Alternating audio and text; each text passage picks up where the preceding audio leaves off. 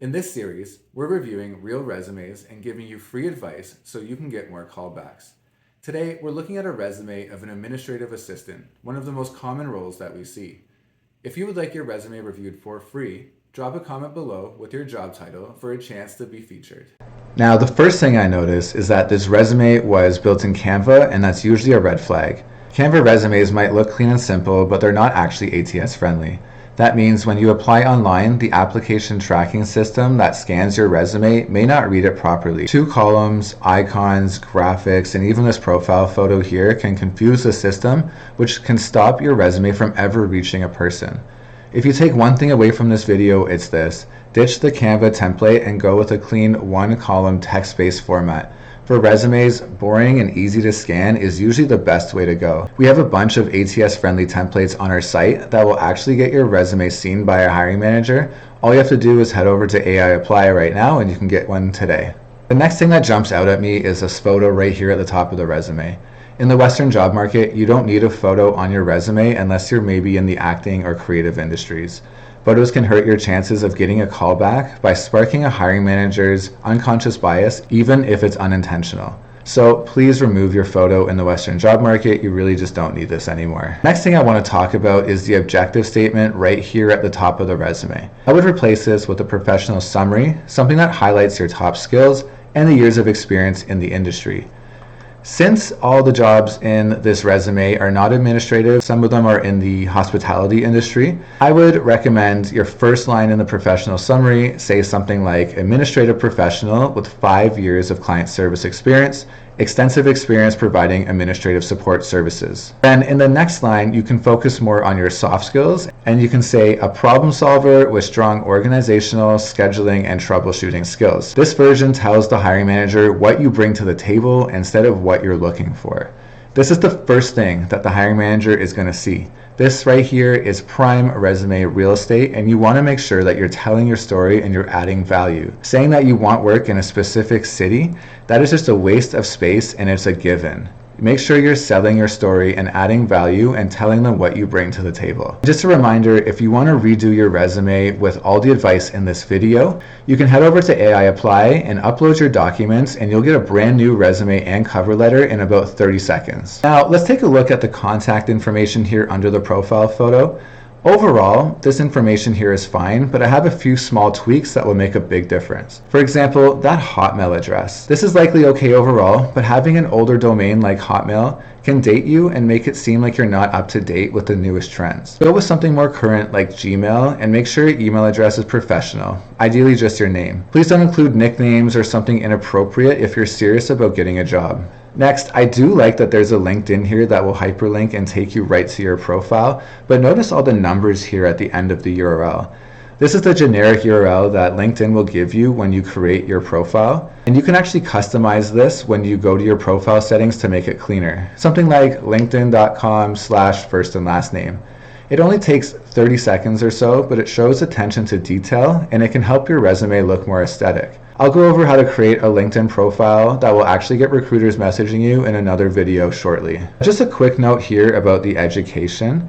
Having your university is great, but you don't really need to include your high school once you've completed post-secondary. Including it only takes up space and it can date you based on the years of completion. So if you have a college or university on your resume, I just recommend taking out the high school experience. Next up is the skills, and one of the most common mistakes I see. People often list out skills like team player, communication, or highly organized. These are generic skills and they're a waste of space the way they're listed. They don't really tell the hiring manager anything, and it's just a laundry list of basic and random skills. Pretty much everyone that applies, every resume that I see, people list themselves as a team player or they're great at multitasking. My advice would be to pick your top 3 to 4 soft skills that align most with the job posting and add them in a sentence in the profile that we talked about earlier, and then completely remove this list. The way it's listed out here, sometimes in 2 columns, it takes up so much space right at the top of the resume, and we really don't need it. In the last bullet of your profile section, I also recommend focusing more on technical skills that relate to the job and not just those soft skills that you saw earlier. Technical skills can be applications or tools required by the job. It can be something simple like PowerPoint or Excel, or it can be a little bit more complex like Power BI or Tableau. For administrative roles, I would list out my technical skills like this: Microsoft Office, and then in brackets I would do Word, Excel, Outlook, SharePoint, and then you can list Adobe Creative Suite or another customer relationship management system that you're familiar with. Now we're getting to the most important part of the resume, the work experience. This is where I see the biggest opportunity for improvement. Most of the bullets here just list out the skills instead of the results. For example, you can see responded to emails and calls in a timely manner, assisted with ordering office supplies when needed, and supported team members with administrative duties. Not even really sure what that means, it's so generic. It doesn't really paint the picture for the hiring manager for what you actually did.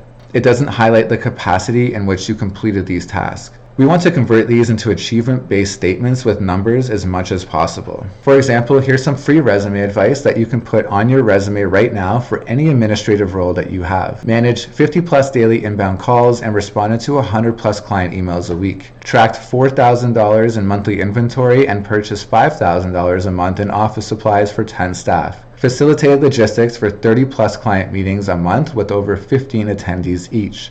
And maintained and updated confidential electronic databases with over 10,000 contacts. For these types of numbers, the higher the better, and guessing is certainly okay, as we're just looking for a ballpark. These tell the employer not just what you did, but at what volume you did these tasks.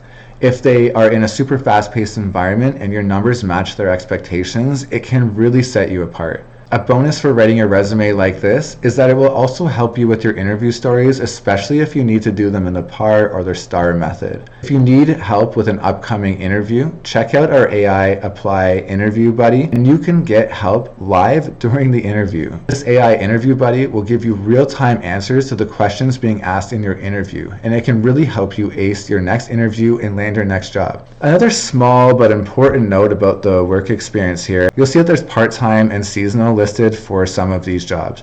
You don't need to include that much information, in my opinion.